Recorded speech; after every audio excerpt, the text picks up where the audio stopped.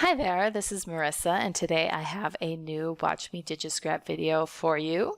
In this video, I am using the Us collection by Sahin Designs, which is what I used for my spread in last week's video, week number 7.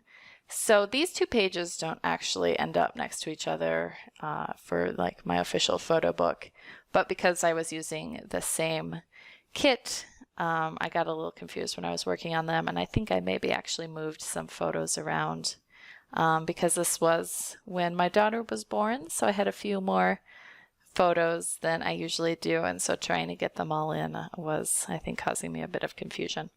But anyway, I really love this kit. It was, I think it's, Alif planned it for weddings, but I really loved the look of it and used it here for the birth of my daughter. And so I have been putting in the pocket cards, and now I am just adding in some of the papers here to the background.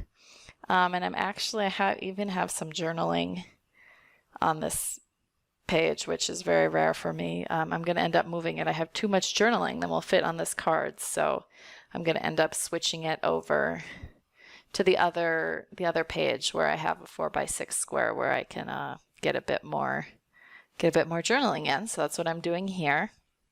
Once I get my cards sorted, I'll do a bit more fussing around with.